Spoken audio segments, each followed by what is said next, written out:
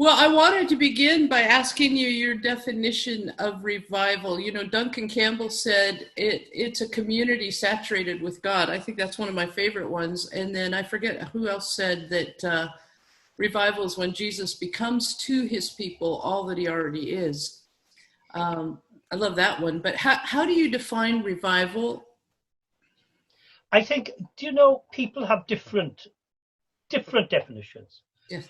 I like Duncan Campbell's definition. It's very similar to R.B. Jones's definition. R.B. Jones was one of the key revivalists of the 1904 revival.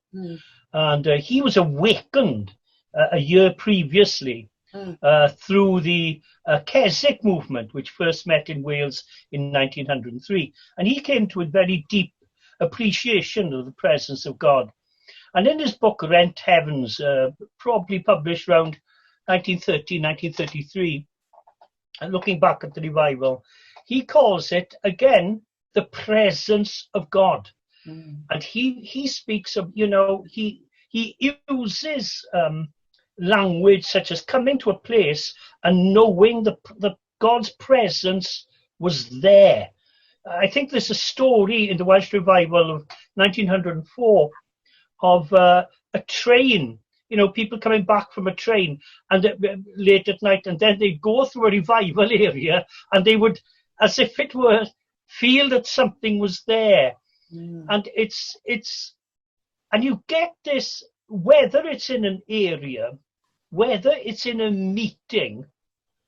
So you might have a meeting which is a Christian meeting, but then God shows up in greater power and in a way that most people, not everyone, but most people in that meeting know God is present, not by some definition, but by their existential experience together of that meeting. And so I like to be general in my definition of revival. I like to use other words as well, such as reformation, revitalization, renewal, rededication.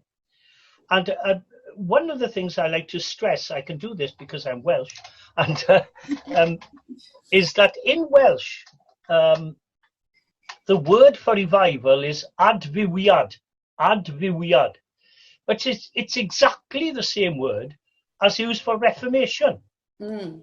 All right, we have two different words. When someone studies the Reformation of Luther, for instance, we use the word Reformation. Never use the word revival. Yes. In the history books. We use the word revival much later. Probably evangelicals don't use the word revival until we come to the Methodist revival under Wesley, Whitfield, etc., etc. And before that, it's more Reformation. Well, the Welsh word adfywiad speaks of a move of God, and I would much rather look at revival as the move of God in different ways at different times. Yes. And not narrow it down. So I believe Luther, for instance, went through a revival. It wasn't just a reformation. He was personally revived. Luther's experience of condemnation before God to begin with, that he couldn't get, was the same that many people in revival meetings felt when they heard the gospel. So there's no difference. It's the same Holy Spirit, but he works in different ways.